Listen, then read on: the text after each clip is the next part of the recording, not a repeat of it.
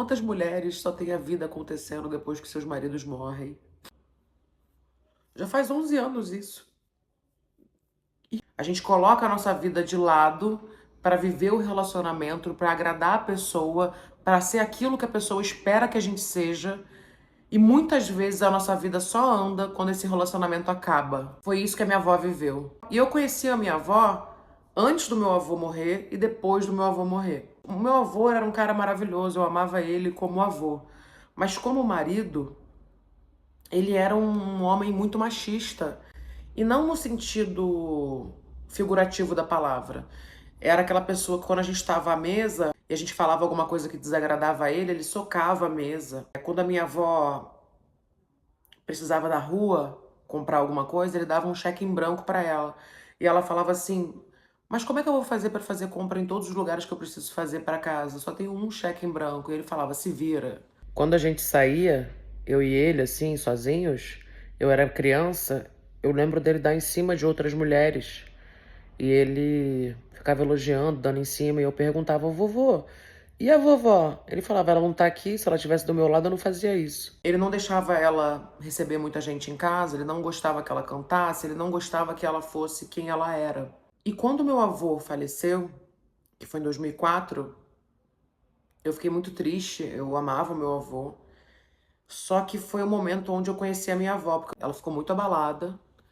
E eu prometi pra ela que eu ia morar com ela, que ela não ficaria sozinha.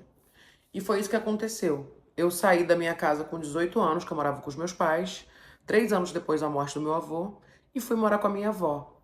E eu conheci uma outra pessoa, uma mulher que tinha uma vida social ultra ativa, que saía para todos os lados, saía mais do que eu, que era jovem, estava começando a faculdade. Ela saía para todos os lados, ela tinha muitos amigos, ela cantava em mais de 2 corais, e aí ela lançou CD com músicas já famosas de artistas, mas ela cantava, ela lançou 3 CDs. Aprendeu a usar computador, aprendeu a fazer tanta coisa que ela não conseguia fazer por causa do meu avô. E ela compartilhava muitas coisas comigo que era do tipo: Xanda, será que a minha vida seria diferente se eu não tivesse com seu avô? Seria, sei lá, famosa de verdade pro mundo se eu tivesse me dedicado a ser cantora, a ser atriz. Ela sempre quis fazer tudo que envolvesse as artes. E eu falava: Vó, não tem como a gente saber. Não tem como a gente saber.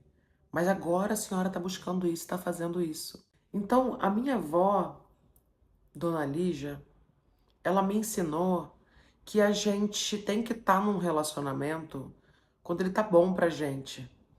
E tá bom pra outra pessoa também.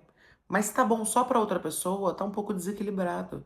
Se você não pode ser você mesma, se você não pode buscar e realizar os seus sonhos, se você tem que abrir mão do que você é e do que você quer ser por causa de outra pessoa, porque a outra pessoa acha que aquilo é certo ou errado e que tem que ser daquela maneira, saia disso. A minha avó sempre me instigou a buscar os meus sonhos, a escrever, a viver uma arte. Eu sempre fui muito como ela, de querer ser atriz, de querer ser famosa, de querer ser escritora. A minha avó nunca viu um livro meu publicado, mas a primeira vez que eu peguei o meu livro, meu primeiro livro na mão, eu dediquei a ela. Meu primeiro livro impresso na história.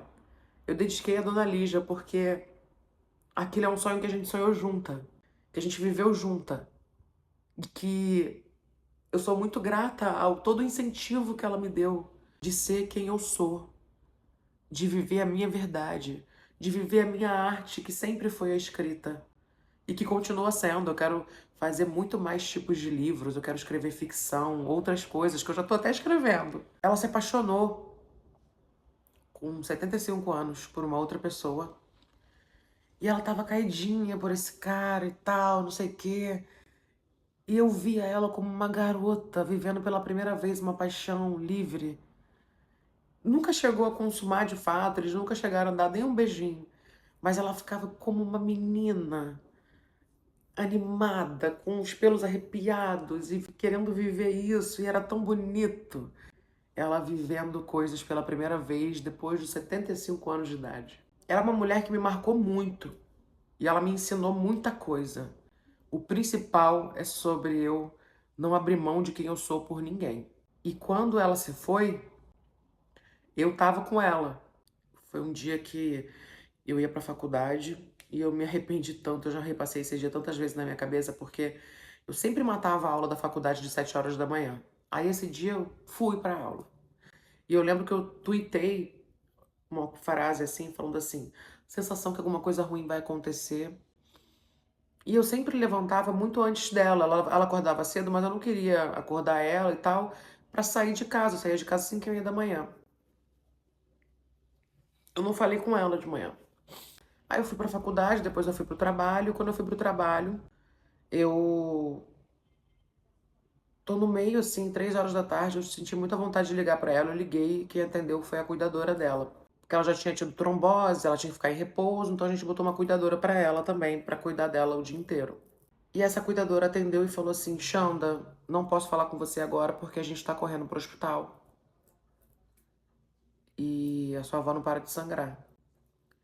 E aí eu lembro que eu pedi no trabalho pra sair, pra ir pro hospital, e a minha chefe não deixou. Aí eu virei pra minha chefe e falei assim: então se quiser me demite, eu vou embora. E ainda bem que eu fiz isso, porque foi o último dia que eu vi a minha avó. Cheguei no hospital, ela tava com um hálito muito ruim, assim. Ela, Xanda, eu só quero um Buscopan, tô com uma dor de barriga. Mal sabia a gente que ela já tava tendo uma hemorragia interna. E eu fiquei com ela o tempo inteiro e a gente foi fazendo os exames. Demorou muito pro plano de saúde liberar pra ela fazer exame, muitas horas, muitas horas. E quando liberou, ela chegou a falecer e aí conseguiram reanimar ela.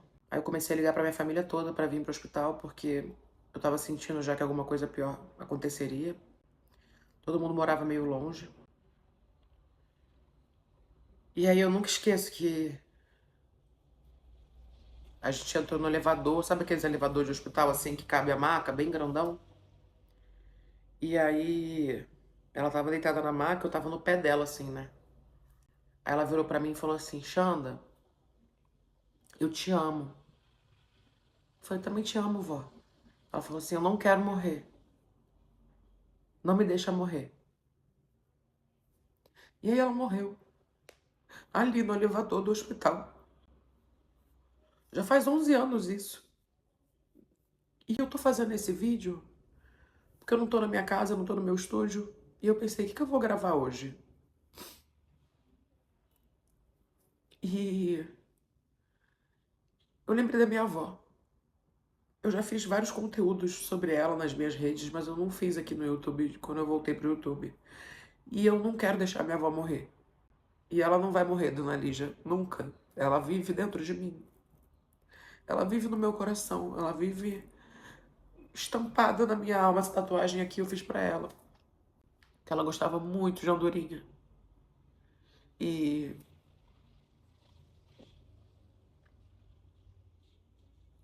se inspire nessa história pra ser você mesma.